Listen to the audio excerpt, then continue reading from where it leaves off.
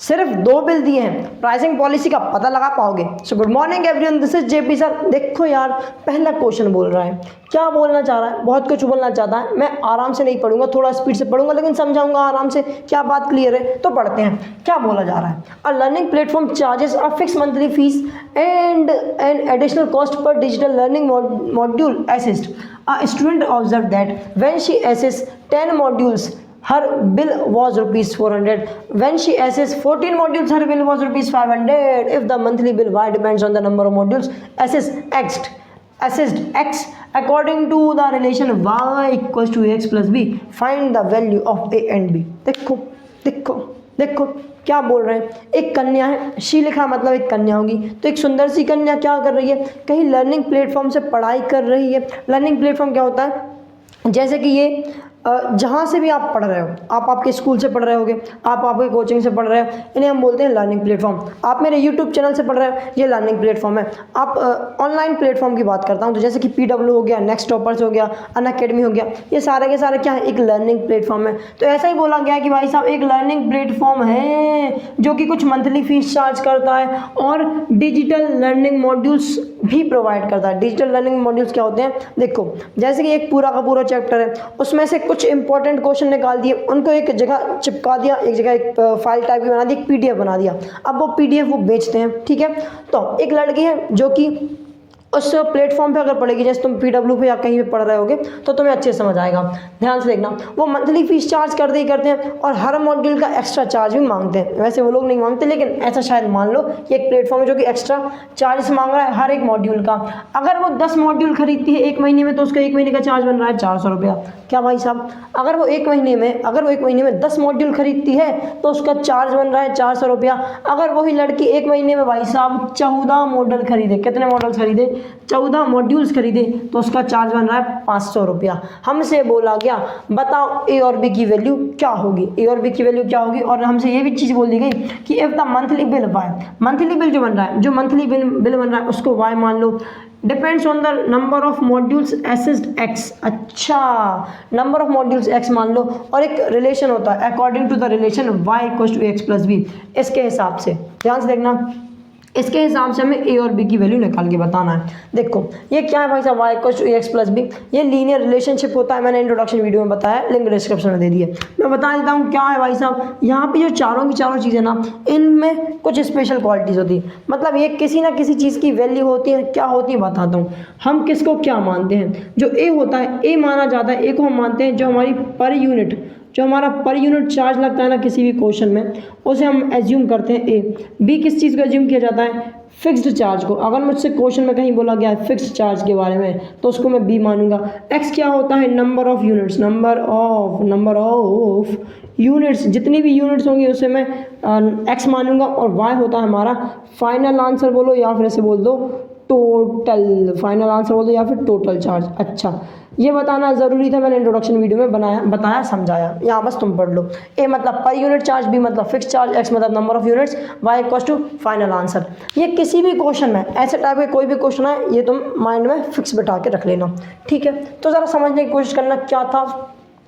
400 रुपये चार्ज लग रहा है, 400 रुपये 1 महीने का चार्ज लग रहा है। कब? जब वो मंथली फीस भी दे रही होगी और 10 मॉड्यूल भी खरीद रही होगी, तब जाके उसे 400 रुपये देना पड़ रहा होगा। मतलब क्या? फाइनल आंसर है 400 रुपये, उस महीने का फाइनल आंसर है, मतलब टोटल चार्जेस है। अरे हाँ ना बोल यार। तो ज़रा सोचो, अगर 1 महीने में उसने कितने मॉड्यूल्स खरीदे? 10 मॉड्यूल्स। मॉड्यूल्स मतलब क्या? Number of modules. Number of modules को मैं नंबर ऑफ यूनिट भी बोल सकता हूँ। अरे हाँ ना बोल यार। तो मतलब क्या? एक्स की वैल्यू कितनी आ गई? 10। क्यों? 10 उसने यूनिट्स खरीदी थी, किसकी? मॉड्यूल्स की 10 यूनिट खरीदी थी, ठीक है। और उस महीने में उसको कितना बिल देना पड़ा? फाइनल बिल कितना देना पड़ा? 400 बिल देना पड़ा। उस हमसे एक चीज़ और बोली गई है, अगर वही लड़की 14 मॉडल खरीदती है, 14 मॉड्यूल्स खरीदती है, तो उसको कितना बिल देना पड़ेगा?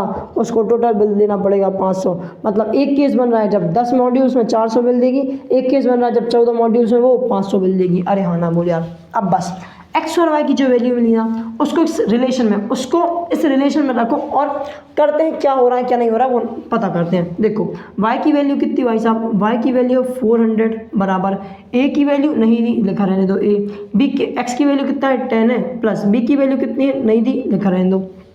ये केस फर्स्ट हो गया। एक केस क्या बन रहा है? वाई 500 बराबर ए इंटू एक्स की वैल्यू 14 प्लस बी, कुछ नहीं लिखा तो वैसे के वैसे लिखा रहने दो, ऐसा आ रहा है, बिल्कुल सही बात है, एक जगह ये आएगा एक जगह ये आएगा।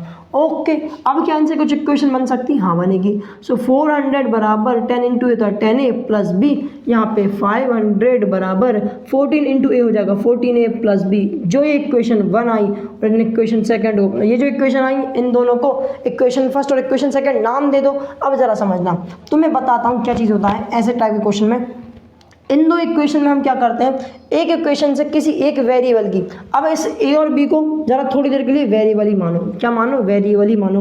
अगर मुझे दो वेरिएबल की वैल्यू निकालनी है तो दो इक्वेशन लगेंगी, तो दो इक्वेशन दी गई हैं। अब दो इक्वेशन में हम क्या करते हैं, हम यूज़ करते हैं सब्स्टिट्यूशन मेथड। सब्स्टिट्यूशन क्या मेथड होती है, हम एक इक्वेशन में से किसी भी एक वेरिएबल की वैल्यू निकालते हैं। क्या निकालते हैं? किसी एक इक्वेशन में से एक वेरिएबल की वैल्यू निकालते हैं, उस वेरिएबल की वैल्यू सेकंड इक्वेशन में रखते हैं। तो करते हैं ज़रा, यहाँ से किसकी निकाल लो, बी की निकाल लो, ज़्यादा आसान रहेगा। तो देखो बी की वैल्यू का मतलब क्या, बी के अलावा जो भी चीज़ें हैं इक्वल टू किस साइड भेज दो, तो भेजते हैं 10 इक्वल टू किस साइड, प्लस का इस साइड आएगा तो क्या हो जाएगा भाई साहब, माइनस का हो जाएगा। सो माइनस 10 बराबर हो जाएगा बी, 400 माइनस 10 बराबर क्या हो जाएगा बी। ओके, ये जो चीज़ आई ध्यान से देखना, जो ये बी की वैल्यू आई उसे फर्स्ट इक्वेशन में से निकालिए। अगर फर्स्ट इक्वेशन में से निकालिए तो सेकंड इक्वेशन में रखो। तो रखेंगे जरा, put the value of be in equation second equation में रखो। जरा देखो सेकंड इक्वेशन क्या थी, 500 equals to 14a plus B, तो एक ही जगह रखना है। किसकी जगह भाई साहब, एक ही जगह।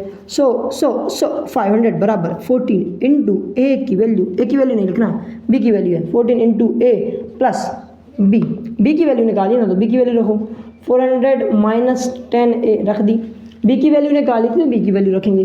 500 बराबर 14a, देखो जब हमारा प्लस का साइन होता है ब्रैकेट के सामने अगर प्लस का साइन होता है तो अंदर के साइन चेंज नहीं होते, मतलब जैसे है वैसे के वैसे लिखा रहने दो। 400 माइनस 10 हो जाएगा, जो 400 प्लस का इक्वल टू किस साइड आएगा तो माइनस का हो जाएगा। सो 500 माइनस 400 बराबर 14a माइनस 10a, इनको माइनस करो, इसको माइनस करोगे तो 100, तो इसको माइनस करोगे 14a में से 10 माइनस करोगे तो कितना मिलेगा भाई साहब, 4a। कितना मिलेगा भाई साहब, 4a मिलेगा। सो 100/4 बराबर a, 4 1 जा 4, 4 2 जा 8, 10 में से 8 गया बचा 2 जाएगा 0 के साथ बनाएगा 20। सो 4 5 होता है 20, मतलब भाई साहब एक की वैल्यू कितनी आ गई, 25।